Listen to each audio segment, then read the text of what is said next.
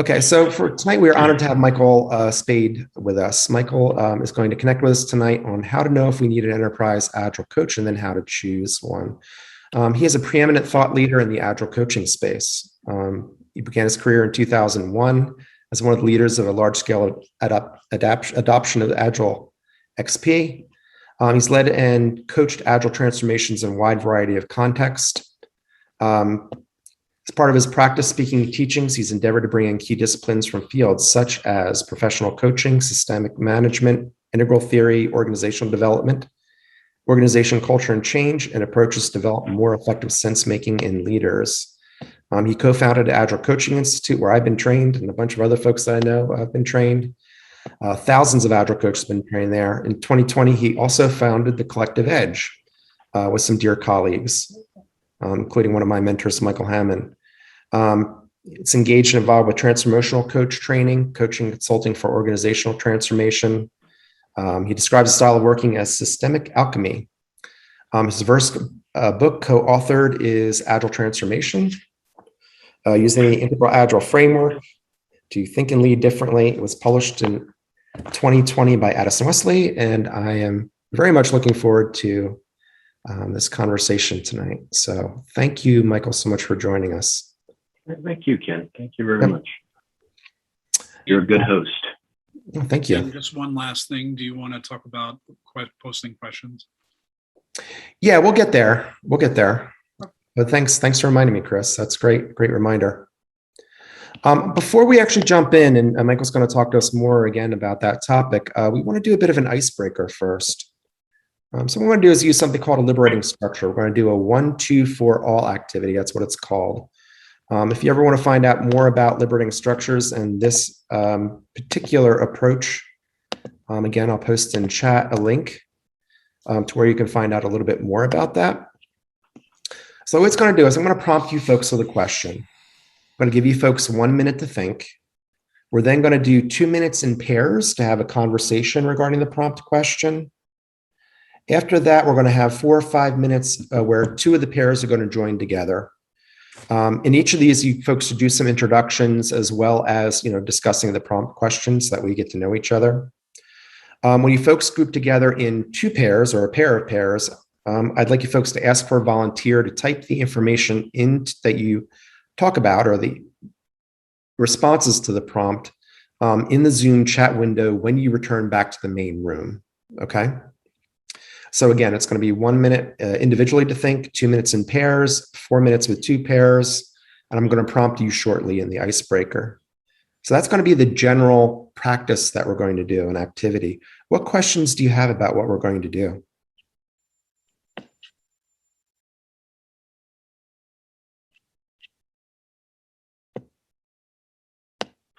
The cat looks like it's raising its hand. No.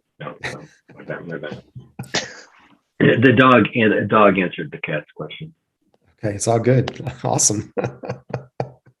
And for a cat to accept an answer from a dog is like, whoa. It was a good answer. But maybe he didn't. Awesome. So let's talk about this, right? So think about organizational transformation.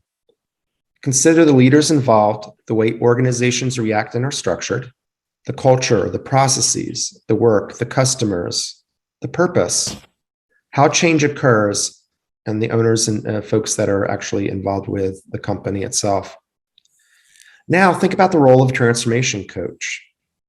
Think about the way they initially engage, what they need to know, how they interact, what benefit they provide, how they support adapting to change and the capabilities that they themselves need.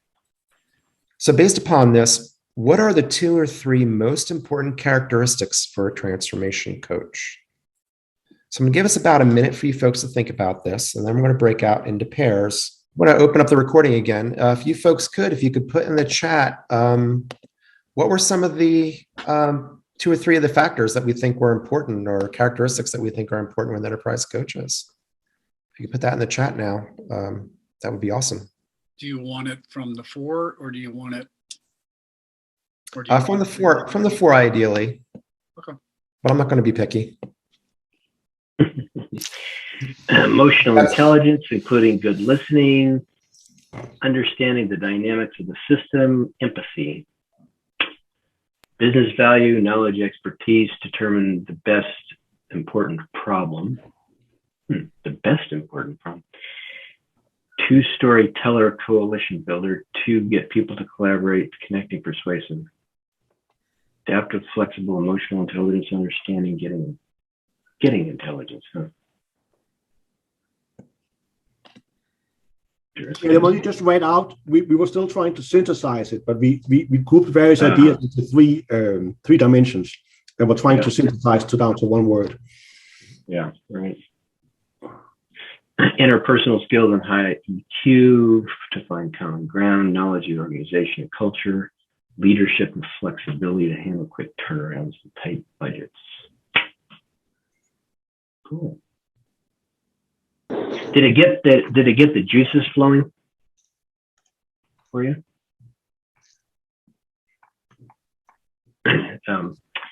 Yes. Cool. Thank you.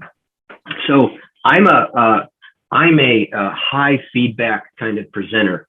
So one, if my request would be to turn on your camera, if at all possible, even if you're in a slightly, no bathroom scenes or anything, but unless it's really awkward, you might think about turning your camera on. You also might think about leaving your mic open, unless you're in an environment where people are going to be yelling, your kids are going to be coming and clubbing you on the head, or such like that. But there's something about the energetic emotional field that gets cut off when people are on mute, and so it's harder to sense the field when people are on mute. So our practice is to have people keep their mics open if they can. Obviously, we would want you to mute if this is going to be people in your background. And also, the other thing is, if you would indulge me, like, the worst thing for me as a speaker is for you to look like an oil painting. So some expression, if I ask a question, I'm really kind of needing an answer, like, or, you can gesture and, probably not obscene gesture, but, you don't have to dutifully raise your hand or anything, but like, if you can give me something, I'd really appreciate it. It'll make us all have a better time. Fair? So I gotta know something about you already. So this talk was designed for people that are potentially hiring enterprise coaches, or somebody in the organization that's thinking about advocating to their management that they should hire an enterprise coach, or for people that were aspiring to be enterprise coaches, and frankly, not so much for enterprise coaches themselves, particularly. So I'm just trying to get a sense of this group. How many people, and if you don't have your camera on, raise your hand if you would, with the reactions button down there. How many people are right now employed or seeking employment as an enterprise coach? Will you raise your hand? Okay, so a subset of you. How many people are aspiring to be enterprise coaches?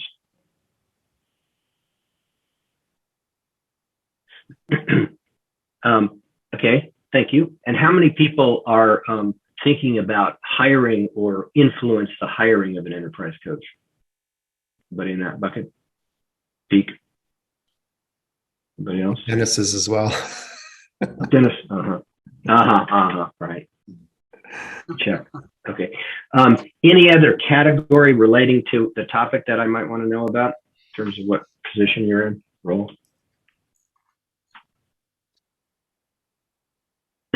Okay.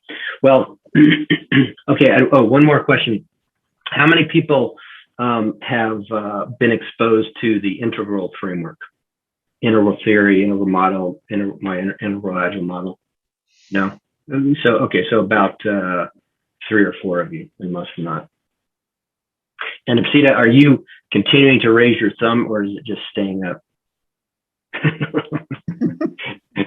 Sorry.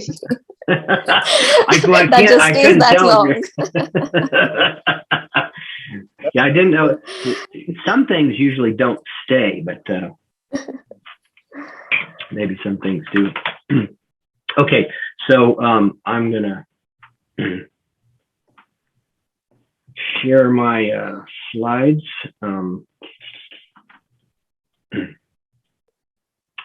Okay, need an enterprise agile coach. How to know how to choose.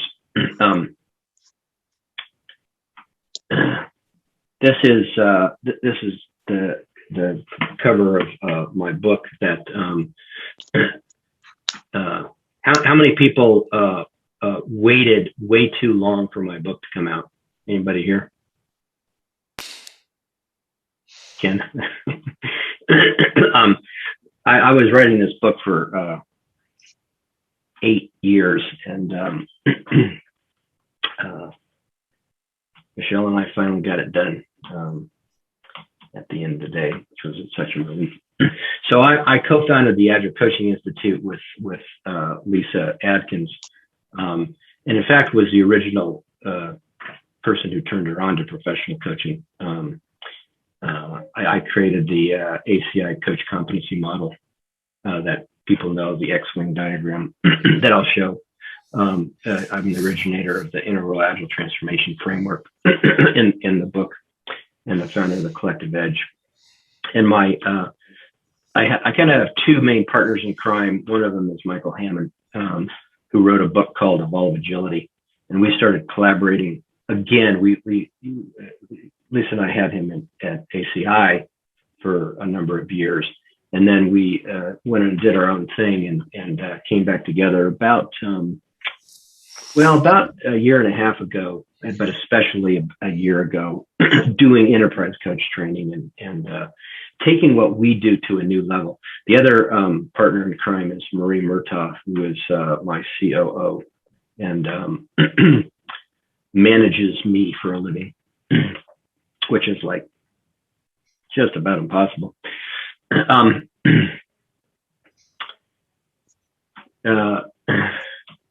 So my supposition, you could say that I'm the old man of Agile coaching in a lot of ways, because I think I've had a pretty big influence on the field, from bringing in different kinds of disciplines, being on the committee that created the Agile coach certification standards, with IC Agile for team coaches, and then the expert level of that, and then for enterprise coaches, and then the expert level for that. So I've had undue influence perhaps over how this is going, and most of that I'm pretty proud of. But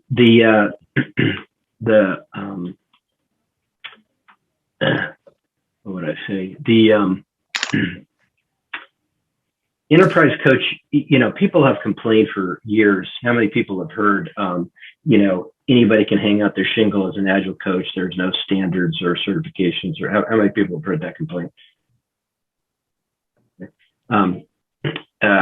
So for me, for my money, it's 10 times worse with enterprise coaches. The degree of difficulty of doing the job of enterprise coach is probably an order of magnitude harder than being a team coach.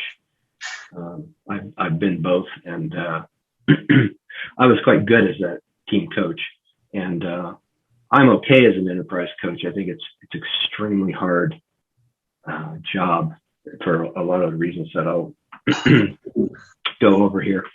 This is the integral framework, and I'm going to be talking more about that a little bit later, but just for now, if you'll get a sense of these are different perspectives or different subject matters that we pay attention to in organizations, the mindset of people, including how leadership shows up, the organizational culture and the relationships, different perspective, we, it, practices and behavior, and its organizational architecture, like the org structure and the governance and whatever. So in the Wild West phase, as I called it, about 2001 to 2009, you had technical XP coaches and you had Scrum Masters. I was actually I was the leader of a team of XP coaches back in like 2001 in my first gig in Agile. And they were all developers. Everybody was a developer except for me. So they were truly technical coaches, and they looked askance at us, more social coaches.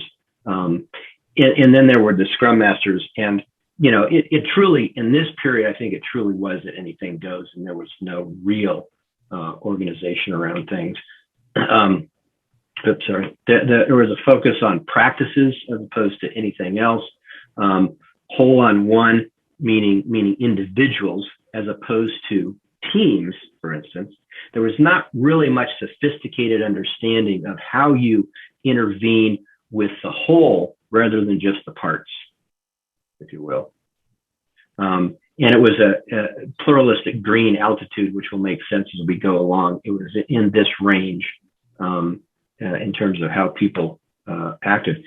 The second phase, I call the professional coach phase, which is, during the time of ACI, largely the ACI coaching stance became, really popular and almost everybody knows it. And a systems coaching perspective from ORSC became popular as a way of working with the whole, at least at a team level, right? Shifting from just individual work, individual advising or improvement or mentoring or whatever to, working with a small system. Yeah. Yeah, we had a question about what is a hold on? Yeah, I'll come back to that. Come back to that one. Okay. Yeah, it's basically a whole that's also a part. So an individual, a team, a program, an organization, and we'll go into that in more detail a little bit later. So here, in this phase of coaching, I think the focus was on competencies and the coaching stance. How do you navigate around teaching, mentoring, facilitating professional coaching? Technical agile practices, transformational practices. How do you navigate that for your coaching stance? And I think practices and relationship and mindset was more accentuated because, people, when people learn professional coaching, they got a way in to work with people in a way that wasn't just like a project manager. That was a little more sophisticated psychologically. Whole on 1, 2, and 3. So individuals, teams, and even programs, I think, were more taken into consideration. And the altitude, which is sort of a level of, and we'll be talking more about this. I'm trying to I'm not trying to teach you this material. I'm trying to paint a picture like a brushstroke.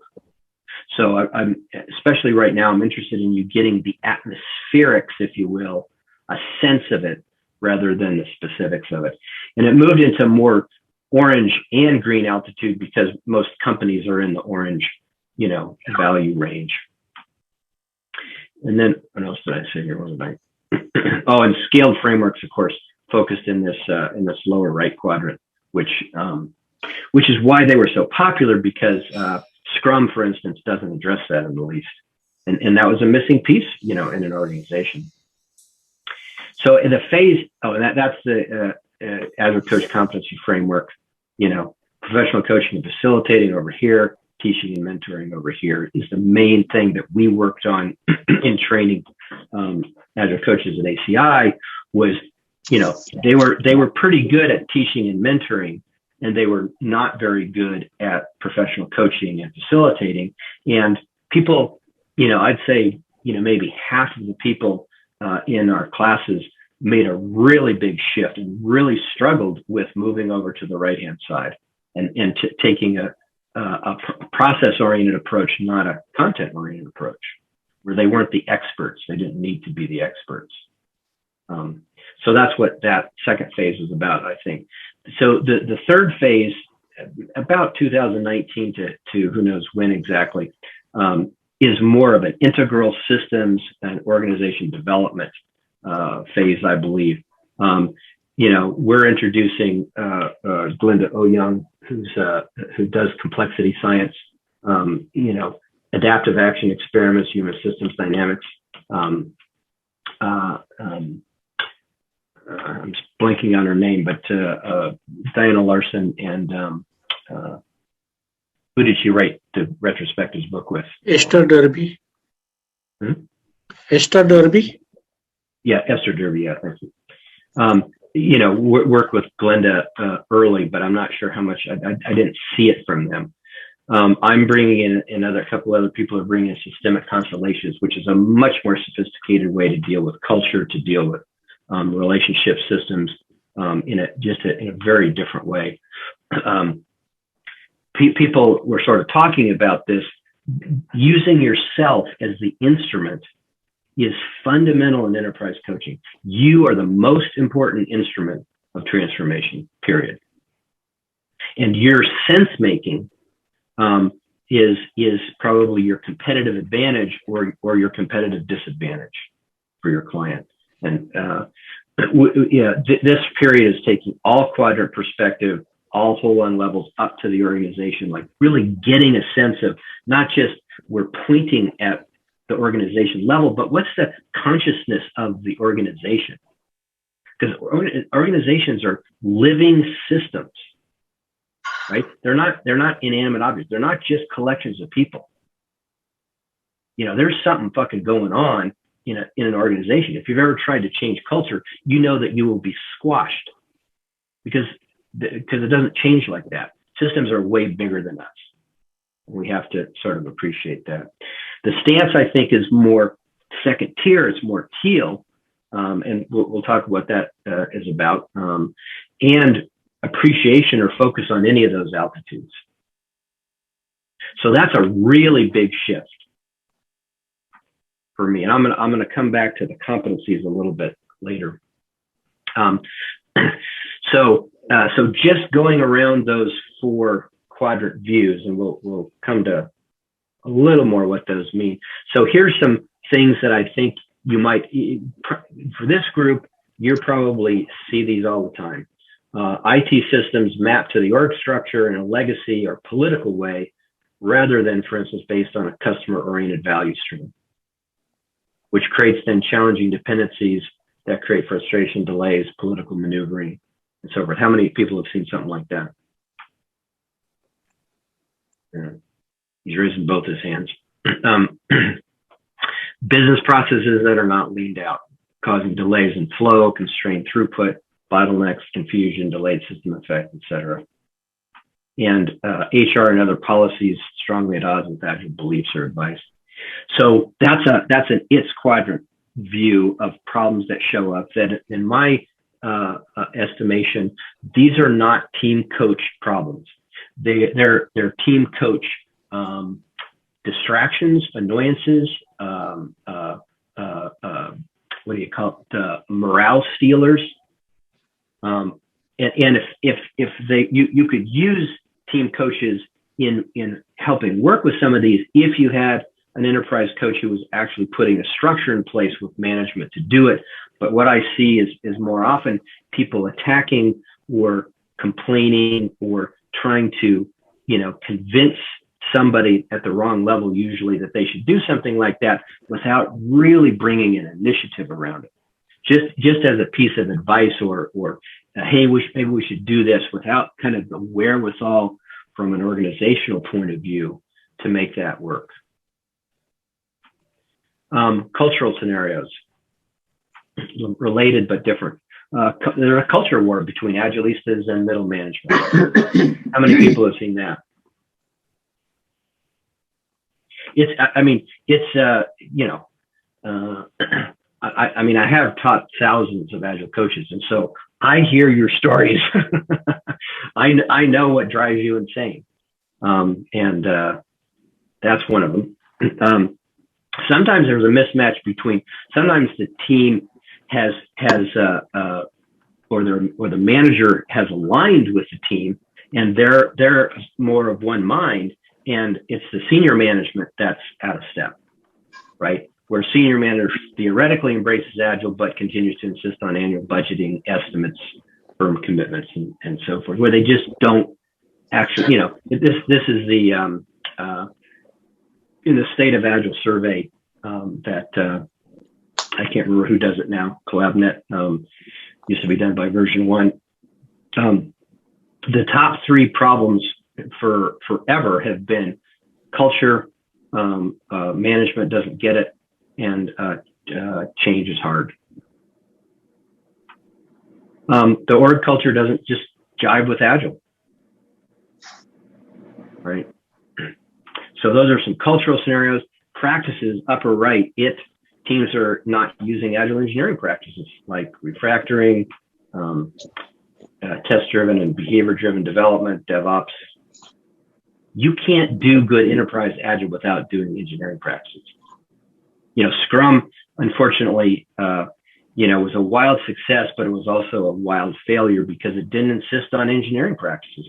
And maybe that was smart in 2001, but in 2010, that was a dumb idea from my point of view.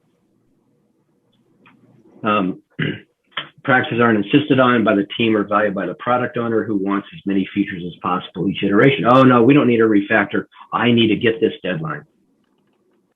And then we just build up our technical debt. And how many people have seen these scenarios? Leadership ones. Leaders are coached to be servant leaders, but predict and plan management philosophy is an embedded mindset and wins the day often. Servant leadership is not understood as an elevated, challenging form of leadership. We think sometimes that it's easy to be a servant leader, or it's just a little bit of a mindset shift. No, it's actually a really advanced stage of leadership. You have to be a really mature leader. People that think they're servant leaders are often, it's frankly their ego.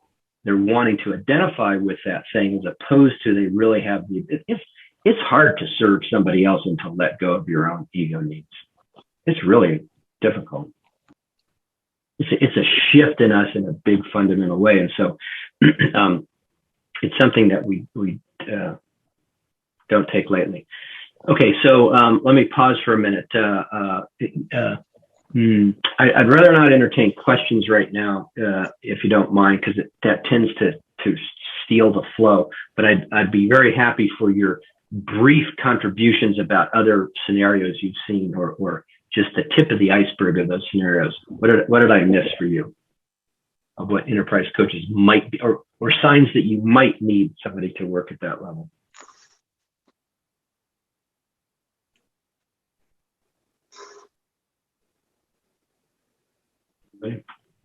I'm thinking like a general lack of understanding or intent sometimes. I feel like some of the organizations, they want to adapt Agile because it's a buzzword, right? Yes. And they don't really quite understand what it is that they're trying to absolutely adapt to. Yeah, and that I think is hold on one second. That is that's often a mismatch between Agile, which is a fundamentally pluralistic green cultural meme, and orange or achievement orange organizations that they don't value those things. There's a mismatch. Who is trying to come in? Yeah, this is Benu Philip. I'm also working as an enterprise level coach, but one of the main things that I've seen is lack of leadership really understanding what the Agile is. They kind of talk about Agile, but everything when it goes to from project level to a product level or a program level, the expectation is more at the waterfall level. Yeah, and that's not going to work. Yeah, great. Thanks. Okay. Daniel Cohen mentioned the misalignment between the engineering IT organizations, the culture, and the rest of the business. Yes, and Agile is often driven almost exclusively by IT or insisted upon by IT, and there's lip service to partnering, but there's not real partnering. And I hope you've been in an Agile implementation where that's not true. When I've been in implementations where it was really a partnership between IT and the business. It was extraordinary. It was, I mean, even when the business led, it's like so different. It's really a great pleasure. Okay, so let's look at some of what makes this so hard. We're going to look at these culture codes just briefly. So I've taken to calling the altitude. Altitude is the integral term for the level of complexity. So the amber to orange to green to teal represents different levels of complexity, essentially. More mature in some sense, but not necessarily better. Fit for different purposes. Okay, this is a picture that Peter Green did, inspired by Lalo's Reinventing Organizations. The research behind this started with Claire Graves in the 60s, 70s. Was furthered by Don Beck and Chris Cowan, who wrote a book called Spiral Dynamics. And then Frederick Lalo took it over in about 2013, 14, and applied it very just specifically to organizations and documented these level 7 organizations. So we're going to go through these just really quickly, again, trying to give you a sense of the argument here. So level 4, conformist amber. I'll let you take in the slide, but I'm just going to read out the values. At this level, we value certainty, order, duty, and authority. Does that sound very agile to you? Does it to me? Now, those things are all good. Those things are really good, and especially when they're needed and in the right place, they're really good. You know, it's like this is the feeling of a military funeral with the honor and you know, with the you know, I mean, when I see stuff like that, I start to cry. There's something deeply touching for us about this meme, but it's also fairly limited in the world that we live in. It's not appropriate for the most part. Some of it is like, the financial collapse of the one before this one, the Great Recession was about there not being enough conformist amber. There are not enough regulations. There was not enough oversight of financial instruments and whatnot. It was a disaster because Orange convinced people that amber was, overly constraining. You got to have some of this, but it's not the place where Agile lives. Now, the next level, level 5, Achievement Orange, values freedom and opportunity and success and political power. Can you feel how different that is than amber? And how does this sound in terms of Agile?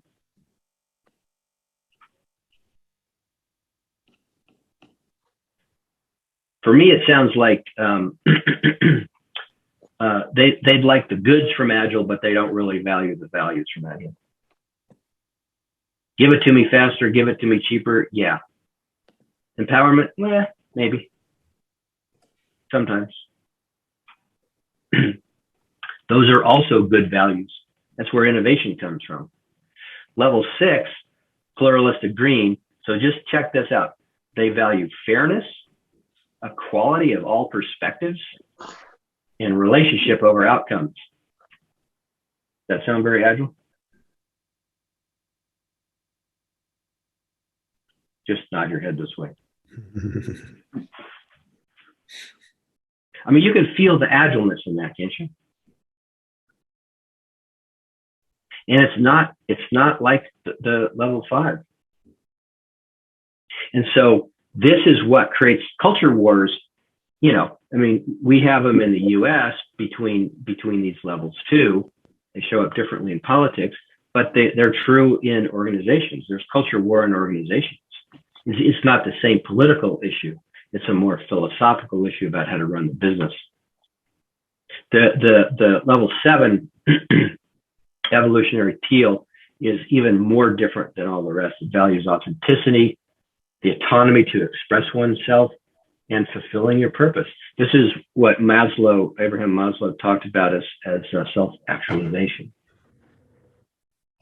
And what happens when we move into this range is that we surrender to our calling.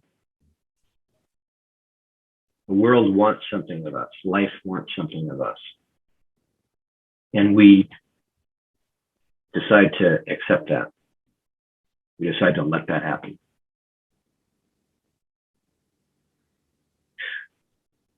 Working from your calling is for me the most privileged place that I have ever been. It's a total blessing to be working your calling as opposed to a job you have to work. I can't see your name, sir, but I got your. Thank you for your feedback. So the way that those codes show up in Agile. So think about this. Amber has conformist-driven Agile. So I don't believe that in Amber that you can actually do Agile. I mean, and there's organizations that are trying, believe me, but they do it from a conformist point of view. They do it because the boss told them to, or because other people in the industry are doing it. It's not driven by the actual Agile values. They may go through the motions of it. They may be lip service.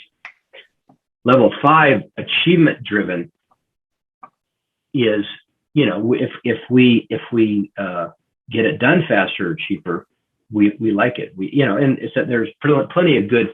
Achievement driven is very oriented toward results. So there's a synchrony about, customers don't pay for documentation, they pay for software, as we used to say in the old days. Achievement driven is very resonant with that, but not so much the empowerment and the consensus and whatnot. Green people driven is when I coach teams, I would try to create a pluralistic green, a people driven environment, because that's what makes Agile teams work. I didn't really see purpose-driven teams, but that's how Agile could manifest at Amber. So you can see how different those are, and guess what? It's not like your organization is just one of those. It probably has a center of gravity, but there's almost certainly pockets in different places that are at least 3 of these. So that makes it really complex, right? Okay. So here's one of my questions for the person hiring. Does the prospective coach have a model to thoroughly understand culture and culture development? Spiral dynamics is a good one, but it's probably not enough by itself. So I think that we need some really very deep sophistication. Not, I read a book on culture and I, know the 12 steps to change it. That's just not how it works. Culture doesn't change very easily at all. Systems are, and if we don't have a pretty deep understanding of that, we're going to be making promises we can't keep or creating expectations that we can't live up to.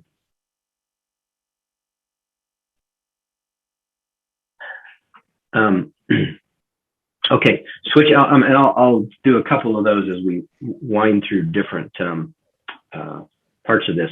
So here's the integral Agile sense-making framework, kind of from the beginning. Okay, so we're going down to the quadrants. So this it perspective, the practices and behaviors, as I called it in the integral Agile framework, includes things like the physical environment, metrics, our bodies, practices we do, behavior we engage in. And when we look from this perspective, it's not a place to go, it's a perspective to look from. When we're tuned in to practices and behaviors, FM, what we see are these things. We see teams doing stand-up meetings, and did they do it for 15 minutes, or they take all day, or did they not even talk to each other? We notice those behavioral things when we tune in from this window, and we're focused on business results and innovation. That's what we're trying to get. That's what we're paying attention to. That's what sort of a good whatever is. Trying to keep, and that's where companies tend to focus. Companies tend to focus on, we're doing the practices, so we're agile. We did the training, so we're agile. And of course, we know that's not true. It's a reasonable place to start, perhaps. When we look from this organizational architecture window, the its perspective, third person plural, we see org charts and policies and the emergent effects of flow or bottlenecks in a system. We see systems. That's a really different skill set than seeing behaviors and practices. It's more emergent. It's more complex and sort of difficult. As I said, this is where scaled frameworks focus. And part of the reason that I think SAFe became so popular is because it did address the organizational governance issues and all the roles that are around in a serious agile adoption. So it struck a nerve, it struck a chord, because we weren't paying attention to that before. If we switch over to the left side, there were, whoops, went the wrong way. Here we're looking for flow. Not directly innovation, but flow, because it's a systemic look. That's how we optimize from that quadrant perspective. Going over here, we see, or we sense, maybe we should say, emotional fields, like I was talking about before with having your mics unmuted. We can feel the emotional field with each other. We can, hear those little, somebody laughing at a pointer or gasping at something, or, we hear those subtle things, and we're not necessarily conscious of them, but our body knows that that's happening.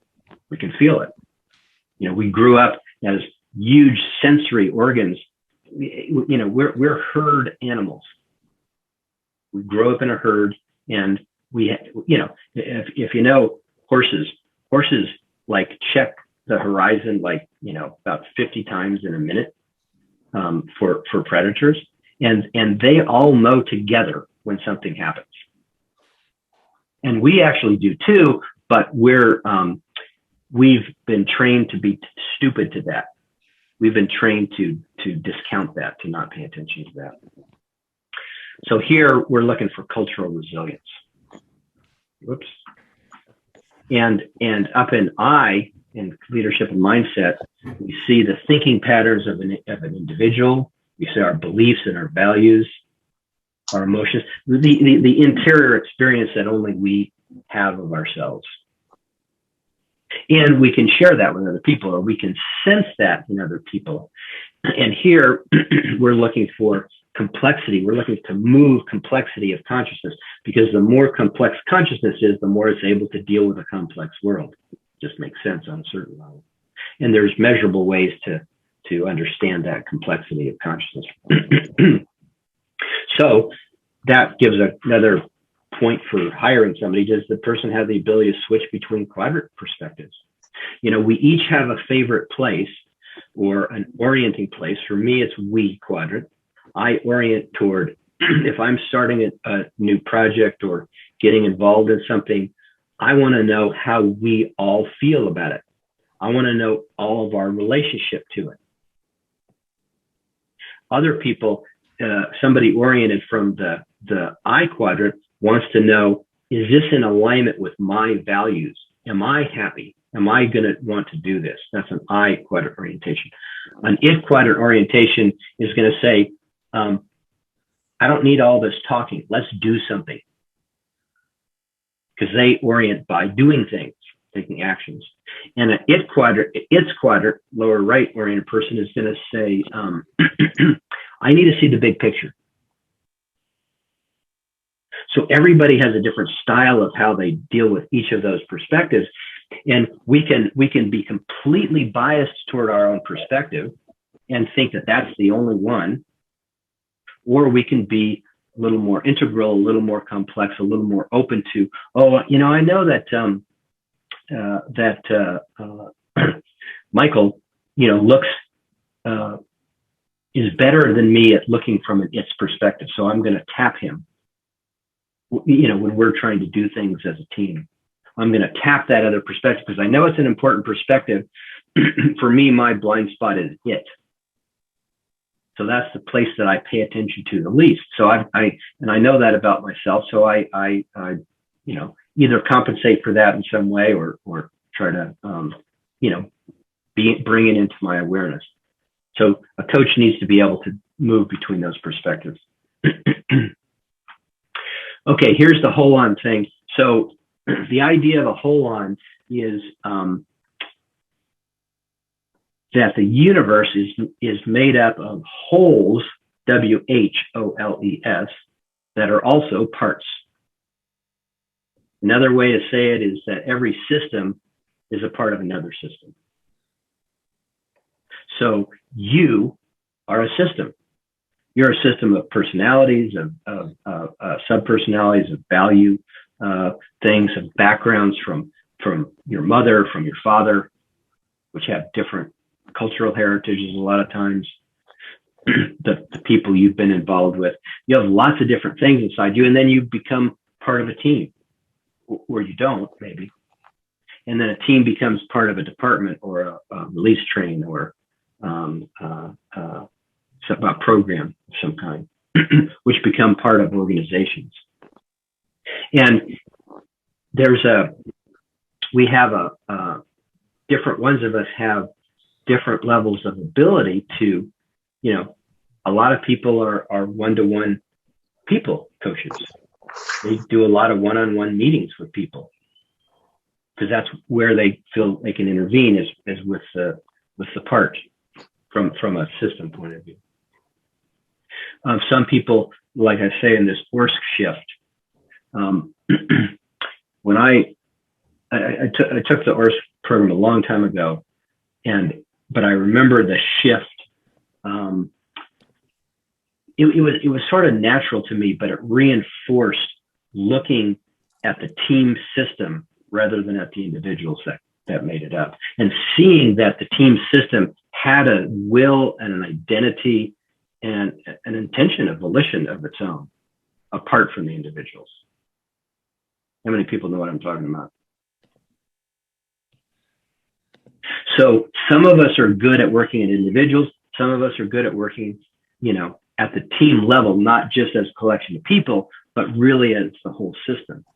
It's harder, in my experience, to work at a department level. It's more challenging to work a department or a program as a conscious system, but it is possible, and I think it's even harder still to see an organization that way. But it's definitely possible to do, you know, interventions at that level, or to be at least informed by the consciousness at that level, because there's a subtle kind of a consciousness that's not our individual consciousness. You see why maybe this is why I think this is an order of magnitude harder. Yeah, I don't know if I want to talk. I'll say this briefly since I have it in here. I'm not making too many points with it. There's 4 drives that Ken Wilber identified, who created the integral model, that hold-ons have. One is toward agency, and the other is communion. So we want to be autonomous individuals, and we want to be part of something. And there's an irresolvable tension in us as human beings between being part of something and being by ourselves, or having our autonomy, our agency. Goes back and forth, right? And so communion is being able to be in communion with other agents is what gives rise to transcendence, what gives rise to us becoming a new whole. You know, you all have seen teams that are just collections of individuals. How many people have seen that? They're not a real team. They're just a collection of individuals. And you've seen a team that really is a team, right? There's something magical that happens when that shift happens. So that's because they were willing to give up enough agency to have communion with each other, to surrender to a bigger thing. Not completely, right? Not completely, but in a significant way. By the same token, you know, you have, I was part of 20 years ago, before I started Agile, I was part of a really big change management program, and that was doing a year 2000 implementation. And, you know, the program was about 250 people. It was probably the first time I'd ever experienced a true a true program hold-on of that many people who were clearly had an identity together. You could feel it. It was sort of electric. And there was also a team level thing. There was probably about 8 or 10 teams. So there was definitely a team cohesiveness too, but there was almost more identification with the program than with the team. So these things are in some tension with each other. Let's not call it a conflict. Let's call it a tension. I don't think I'm going to say anything more about that. So I'm going to just make this point. Does a prospective enterprise coach have the ability to move up the whole on horizon, I call it? If you can't shift from an individual focus, you're not going to be able to be a team coach, or an enterprise coach. You can probably be a pretty good enterprise coach and not be able to do that. Did I say that wrong? You can probably be a pretty good team coach and not necessarily be able to shift to the team whole on. But if you can't do that as an enterprise coach, it's sort of fatal, I think. You have to be able to see systemically. You have to be able to apprehend the problem as a system problem and what you might do with that.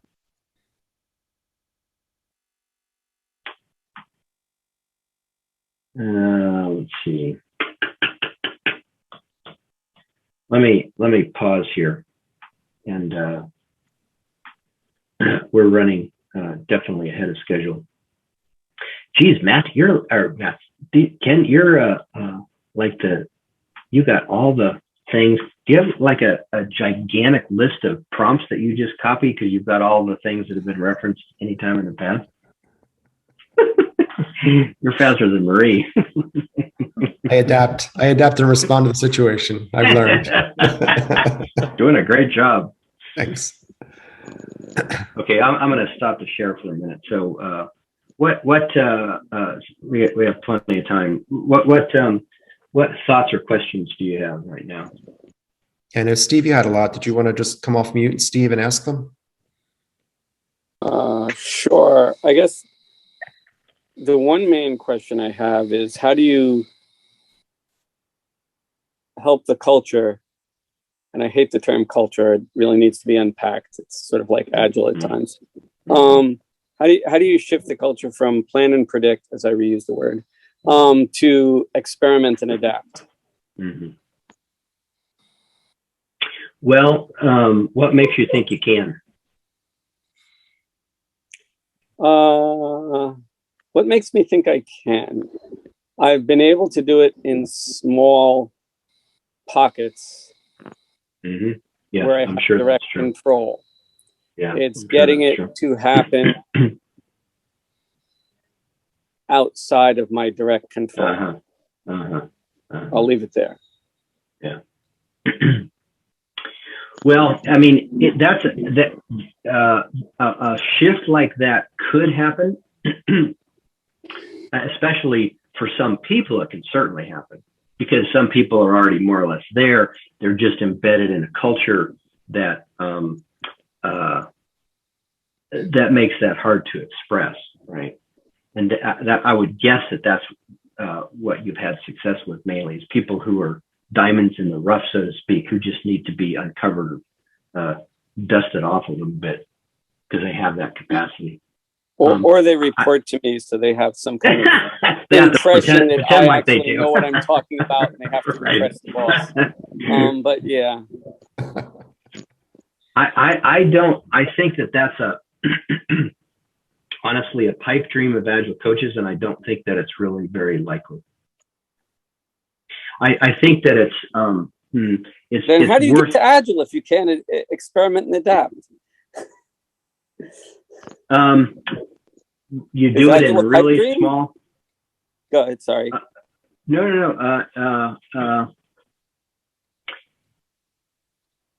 I don't know.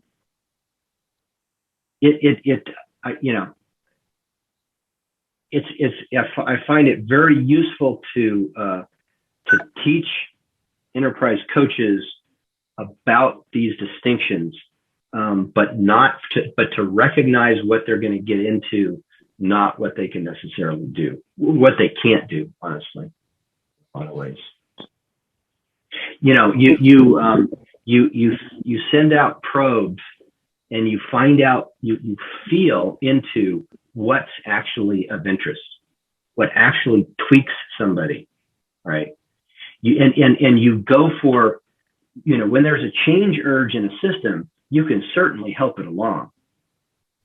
But if you're attached to it, if it's part of your ego identity to accomplish it, you're screwed. Okay, that's very good.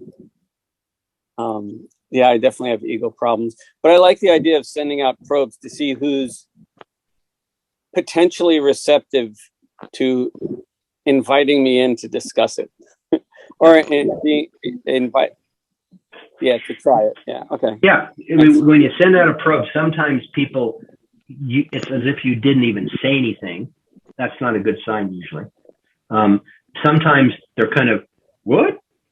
They're kind of tweaked by it. Sometimes they're, really intrigued by it. Oh, what do you mean by that? And you have to read all those clues without attachment to them. If you're really serving them, you don't take them where you want them to go. You take them where they need to go and where they can go. Yeah. And many companies need to wallow in their pain for a long time, quite frankly. Pain is what motivates us to grow to a large extent. Yeah. So reflecting and holding their pain, I don't mean covering it over. I don't mean like ducking it or say, God, I get that you really want to do Agile, and I get that it's hard to let go of your predict and plan mindset. What's that like?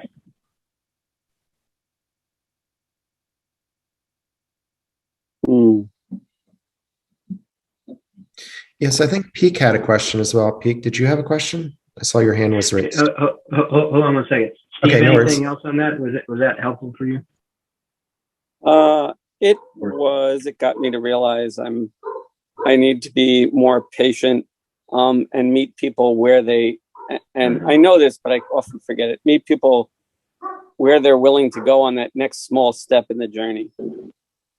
Yeah.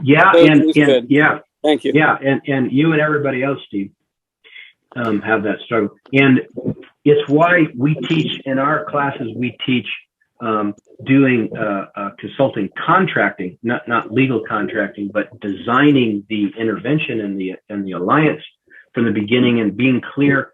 You're not at the level that I want to work with. I mean, personally, I don't. I'm not interested in Fortune 500 clients. It's not where my sweet spot is. It's not where I can be, effective or productive. I have a great client right now who's a very small company scaling up big time that we work with the CEO and his team. That's a high leverage play. But I'm not going into, Google and doing that. Thanks, Steve. Peak?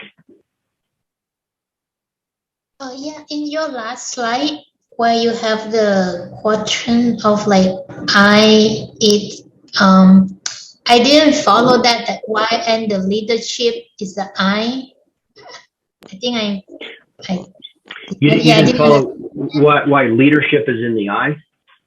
yes. Well, that's an interesting question. So so leadership occurs in all four quadrants. So I manifest my leadership in structure, in practices, in culture, and in mindset.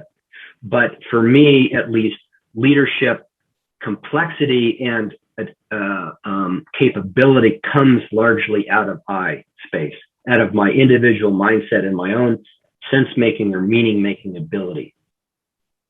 And I manifest it across the quadrants, but that doesn't limit me as much as the I quadrant does. Does that make any sense? Yeah, a little bit better. Thank you. Sure, you're welcome. Who else has a question?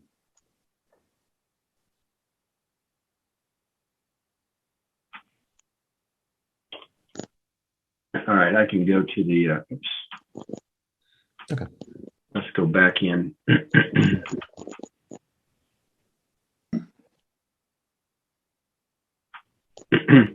So can the coach move up the hole on horizon? Can they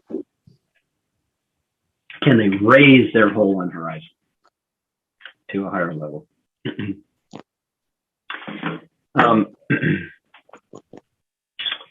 So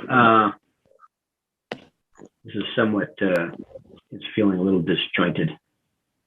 Thought the flow was okay, but you never know how the flow is going to be until you actually do it.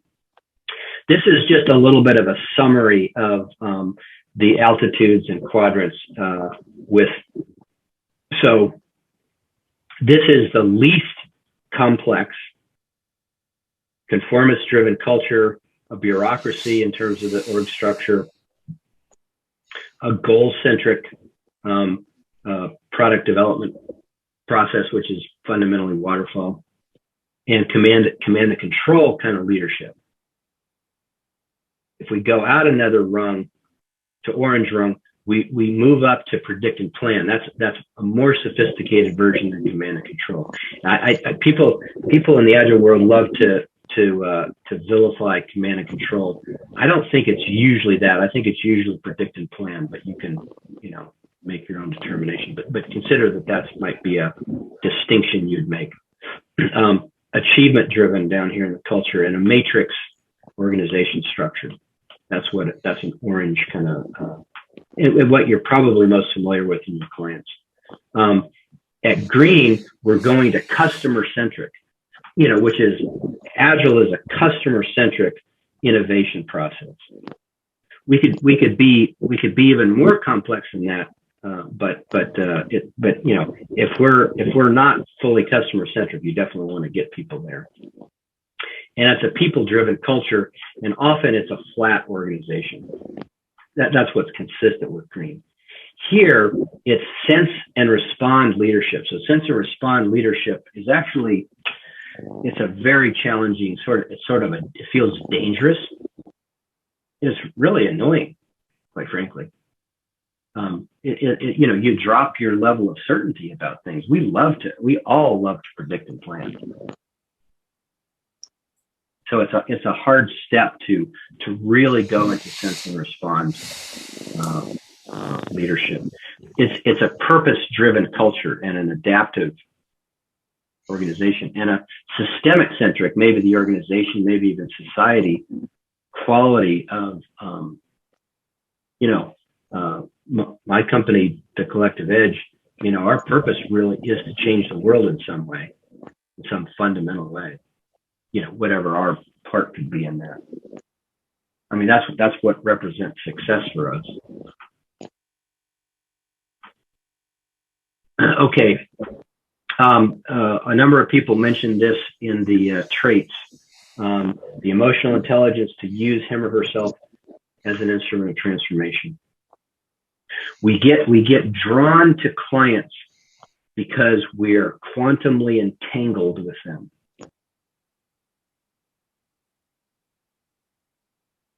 So we get drawn to clients, and you might notice patterns in yourself where you get drawn to the same kind of clients over and over again, who maybe frustrate you or provoke something in you. And that's sort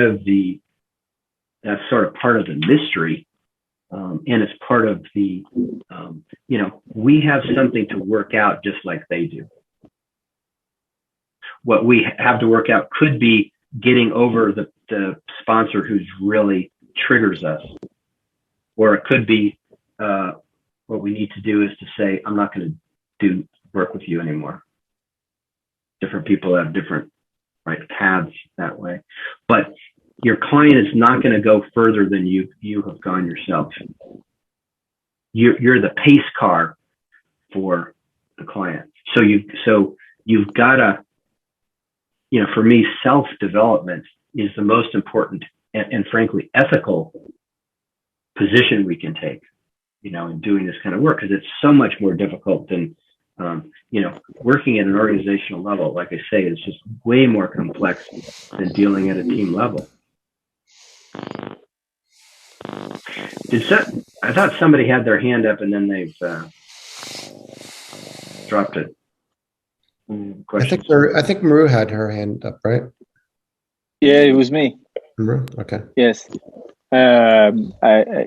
So the reason why I raised my hand was the short reference to Agile being system. The slide I think says systemic centric. I would have said systemic driven and people centric, but I personally see it equally balanced across all 4 quadrants, especially the people part.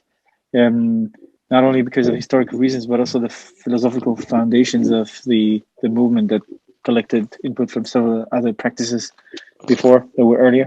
The people part and their interactions and their systemic, harmony was an important driver there, more than the customer even though it sounds shocking. I don't know, it might sound aggressive, but it's really how it is in the manifesto. It's more internally focused. Interesting perspective.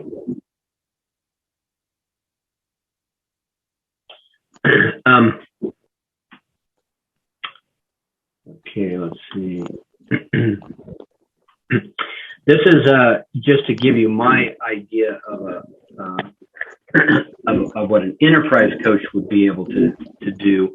So I started with the X-Wing again, and I added in the 4 quadrants, the 4 integral quadrants, and I reversed sides. So in integral, the left side is the internal and the right side is the external, measurable, objective, subjective. So I put coach and facilitate over on the left side and added transform as a skill set competency, and directional competencies, teach, mentor, and design.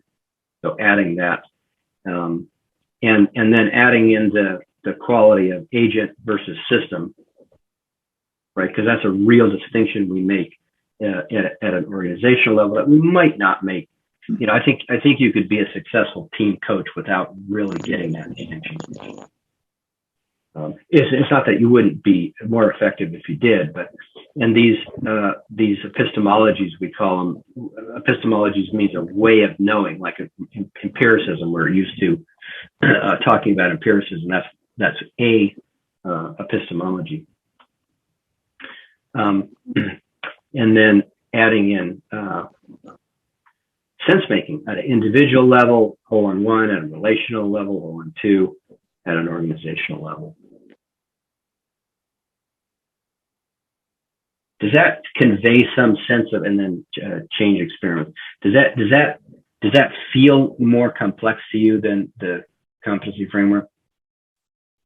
Does it convey that?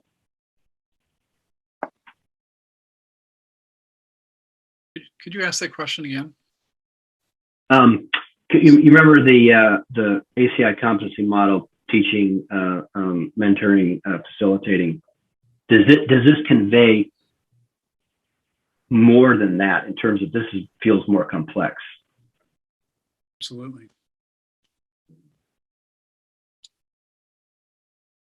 Probably from a slightly different perspective. Yeah, which is what? Well, and then you flipped the middle, and up at the top, I can't even remember what's up at the top, but down at the bottom are the specific focus areas, Right. like transformative and business and technical. So to me, they're kind of. I think it's just it's certainly more complex, but I think it's also it's a whole different shift in perspective. Yes, it's a whole different ballgame. Yeah. Thank you. One of the things, I'm not sure exactly why you made me think of this, but one of the things that we teach in our programs is a big fancy word called phenomenology that really just means becoming a I'll stop to share for a minute. It means becoming sort of a really keen observer, almost like a scientist of your own internal mental process. So most of us make up shit all the time without having any idea that we just did that. Right? And when you tune your own perception, you start seeing, and we have this as a practice, collective sense making practice, where we examine how we make sense of things and the stories that we make up about things, and we expose it to each other, which maybe in a one-on first to ourselves, we have to become better observers of that process in ourselves, and then with somebody else supporting us doing it, and then even with one of our organizational practices and our leadership team is exposing our sense making and how what our reaction is to a certain thing that's much more process oriented than it is content oriented. And that creates this liberation of, you see how you hold each other prisoner, or you put each other in a box, or you make an assumption that's just completely crap. But it's the nature of our mind, the pattern making nature of our mind. But we can slow our mind down. That's what meditation is particularly useful for. We can slow our mind down so that we can see that process in action and not be a prisoner of it, have it be object to us rather than that we're subject to it. That's that's one way to increase our own complexity. So it's also a way to develop leaders. I don't know what it is that made me say that, but there you go. Okay. So just a few things that that an enterprise coach might do. Design and create boundary spanning structures. So the key is to cross organizations. One of my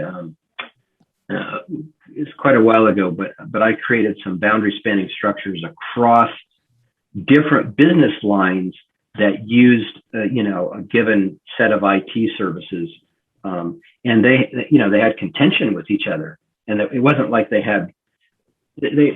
probably had a product owner, but the product owner wasn't in the position to make all the decisions.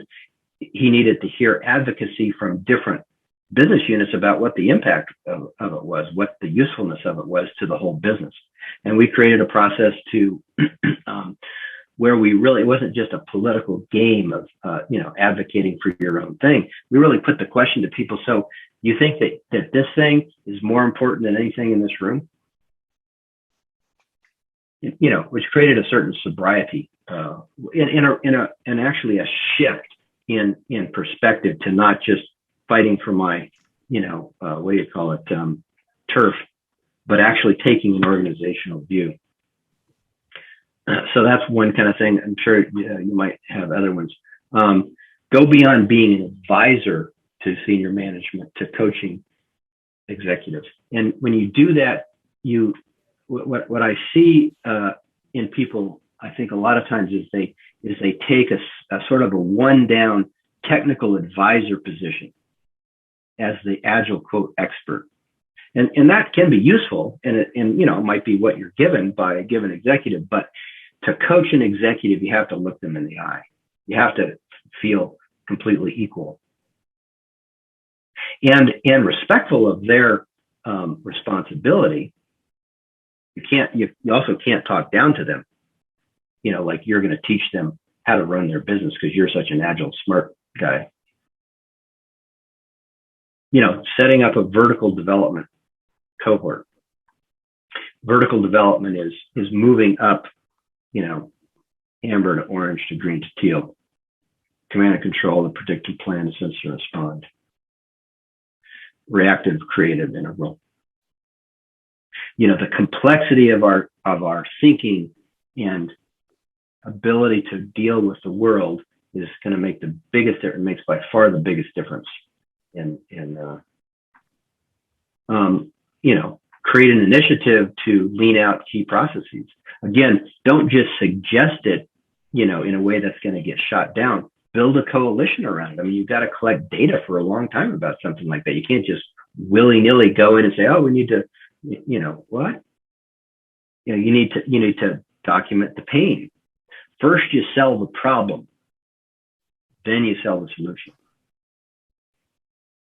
You've got to make the problem visible to them, not just advocate for a solution. Go in and work with senior manager and HR to redesign around value streams, or some other shift in the organization, or, you know, bring testers if they're separated out functionally or reporting relationship wise. Bring them together into one manager. I mean, that's just so much more of a consistent with what we're trying to do, right? And again, that's not going to, you're not just going to make a light suggestion about that and it's going to get adopted. You're going to have to be patient working with that.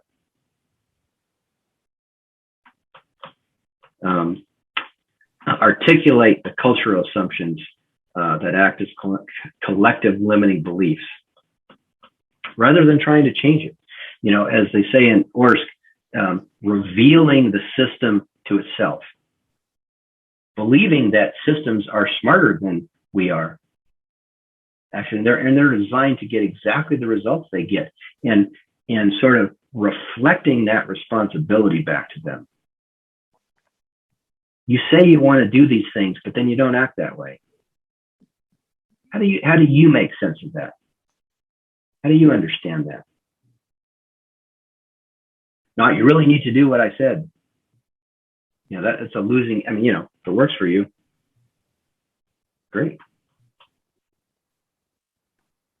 How do you discover collective limiting beliefs? Can you give me like some examples? Well, sure. That 100% utilization of our people is a recipe for success. Yeah. That failure is not an option. That's my favorite. Yep. I won't say the flip thing that I think when somebody says that.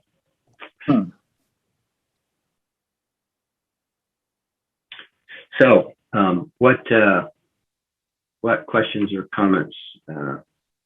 That's all I've got.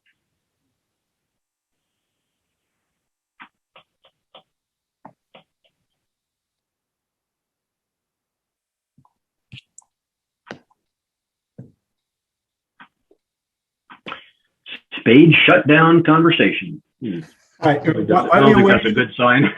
What? While you're waiting for people to gather their thoughts, it was a big mouthful here. Okay, great. Could you explain the difference between your two classes there you showed? You had a regular and an expert class. Sure. The Enterprise Coach Master Camp is it's a 5-day thing, about 6 hours, 3 days 1 week, 2 days the next, and then a substantial project. So it's for somebody who wants to shift their focus into thinking about enterprise stuff.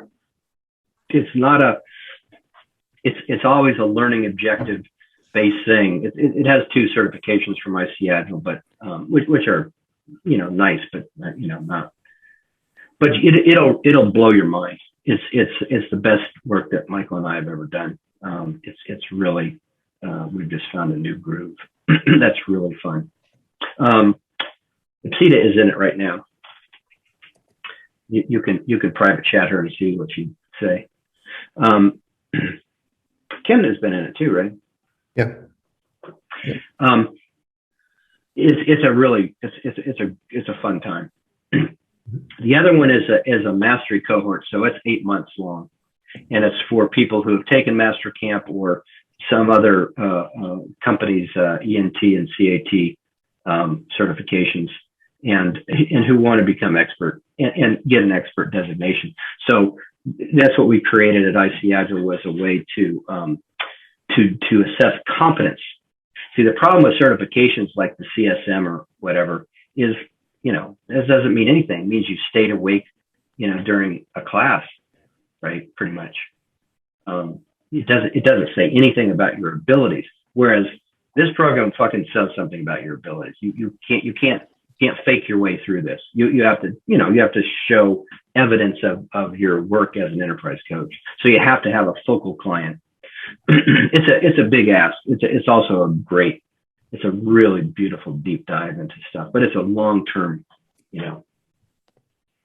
We also have another class called Inner Path, which Ken has taken a previous version of that, which is about your own sense making. So it's really raising your own sense making, and it seems to move people up a developmental level during the 6 months of it.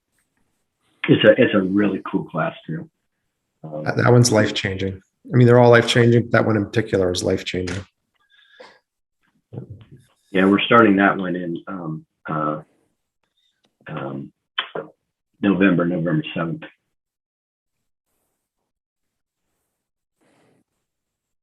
What else is on your mind?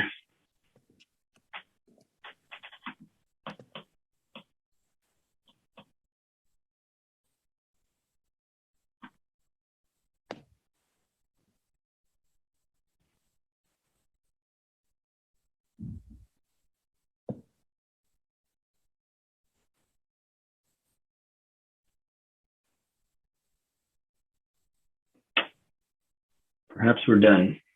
Let me just ask one more question. So I got your book. I'm just started it. I noticed there's a bunch of other books on this on the integral agile transformation framework. I'm sure yours is the best, but is there some of the other books you can recommend or comment on? The other books on the integral agile framework? Yep. That would be surprising. That would be a copyright violation, but I don't know of any that are on that. Okay. I mean, there's another book called Agile Transformation. It's certainly not the integral model. That's interesting. If you send me if you find a title like that, send it to me, will you? Okay, sure. I can dig again. I'll put my email in. Okay. So your question was what? How are they different? I mean, I just Googled a little bit. It could be my confusion. I will double check. I just thought that there's books on the topic. Yeah. Michelle, my co-author, teaches. We co-own the trademark integral agile transformation framework. So you could have seen a class. So Michael and I have developed something. For me, we're going into that. So when we went our own separate ways for about 3 years. Michael wrote his book, I wrote my book, and then when we came back together, we started to merge them in some way. We started to create a synergy. That's what integral sense making and action. We were including Glenda Oyoung's adaptive action in it. So integral agile transformation framework, the evolved agility sense making framework, and adaptive action. So for me, that's like version 3.0 of this work. It's it's a really, sense making is completely consistent with integral, but it's a more specific kind of treatment of how you move up, how an individual moves up. And just for some reason, I'm prompted to say this. I used to get this question a lot. People wanted to work in a teal organization. And I told them, if you want to work in a teal organization, you should start one. And the people that you would start it with are the ones that you see on your screen. Good luck. Don't try to create your clients into a teal organization. They're not going to go there. I mean, unless they're a pretty small company with a pretty high level of consciousness. And, they do exist, but.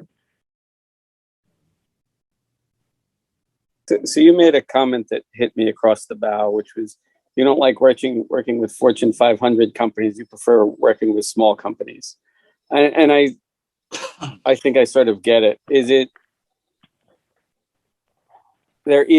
you need that to mold them from the start and develop the culture from the start?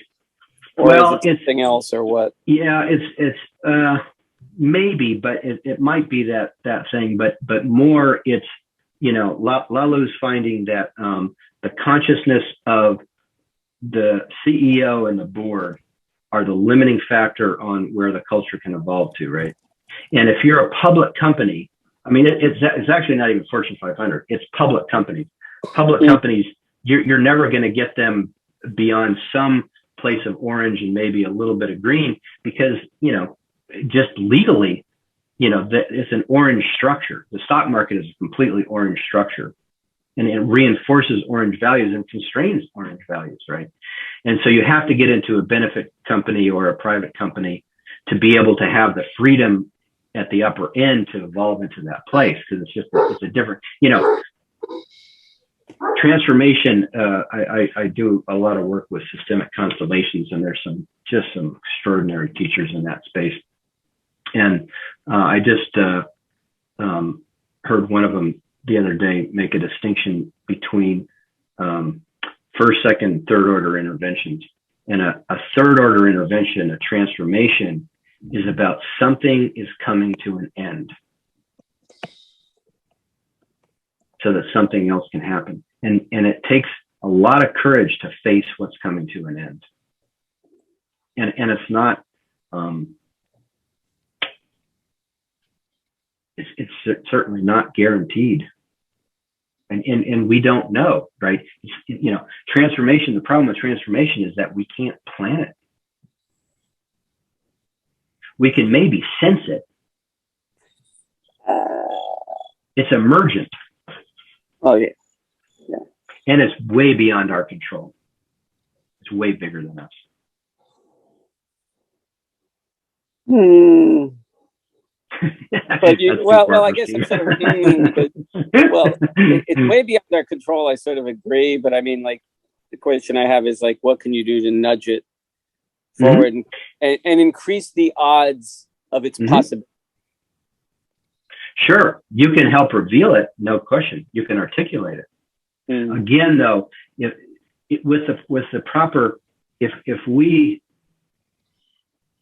come from a place of humility, then we can much more easily serve what wants to happen. Yeah, that's why I'm not humble at all. I'm so full of myself. Sorry. You don't compare to me, I'm sure, Steve.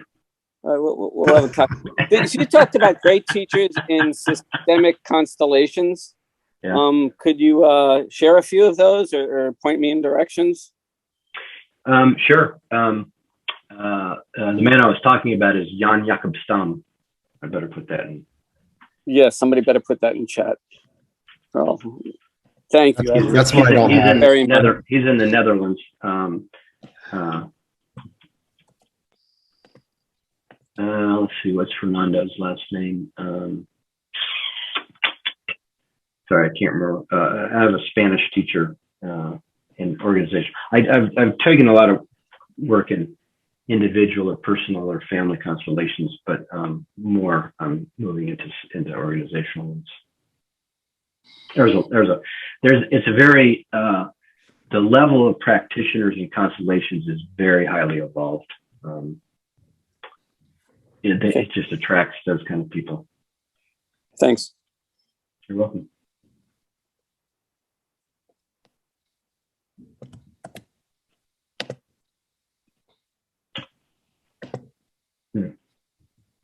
So would you put one or two words in chat about what you're taking away tonight? Trying to get everybody to do that.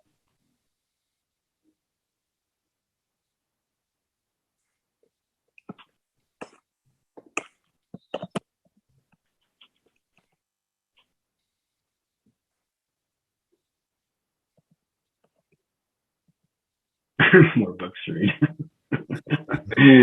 Phenomenology.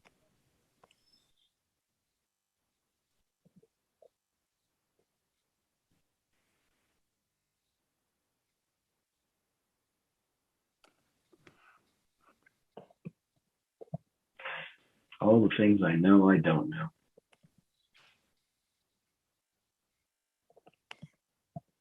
know. Kenneth and Michael, do you guys have room for one more question, or you'd like to close this? Sure. No, that's fine.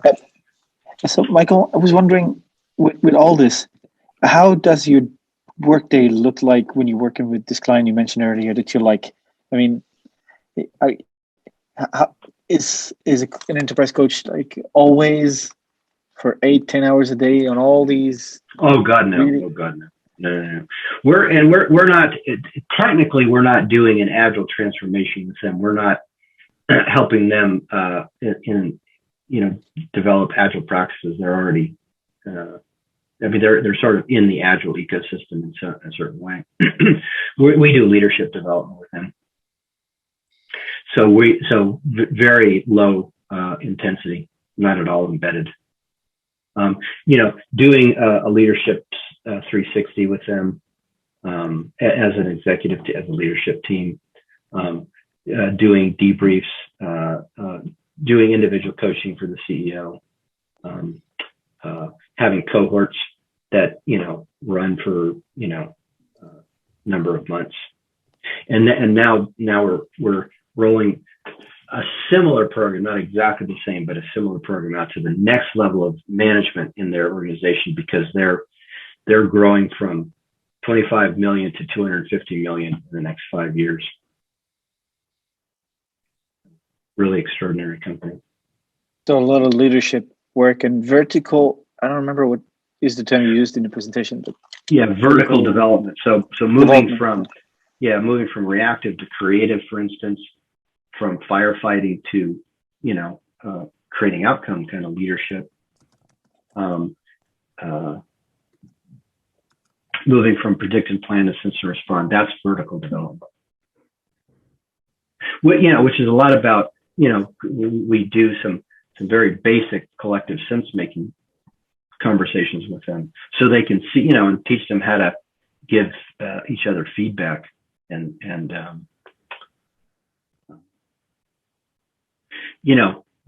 I just actually went to their company. They had their annual meeting, and I gave a talk, and I almost put that slide, one of the slides in. Becoming a good leader is about becoming a better person. It's really no different.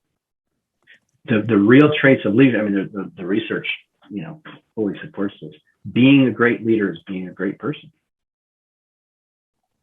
It's table stakes to be brilliant in strategy or some area of expertise.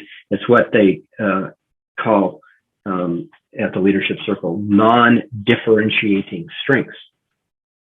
Being brilliant, Steve Jobs, is not a differentiator of great leadership. It gets called out by people who, the person's not that good of a listener, or they're really not that much of a team player or whatever. So they call out how brilliant they are in their leadership feedback. But it doesn't differentiate good leadership. Thank you. You're welcome. So thank you so much for your presence and your attentiveness, and thank you very much. I feel received, and thank you. Thank you. Yeah, thank you so much, Michael, for presenting for us. This has been a great conversation. I hope everybody in the organization or this group has gotten a lot out of it. I know I have. As usual, anytime I have a conversation with you, Michael, I do. So we're really appreciative. Thank you so much. Thank you. Thank you very much. Yeah, just remember again for the folks, our next meeting is on October 27th, and that will be a lean coffee session. And again, the following up after that would be our December 1st session on doing lightning talks and everything. Steve, did you want to talk anything about the book club, or are we not there yet?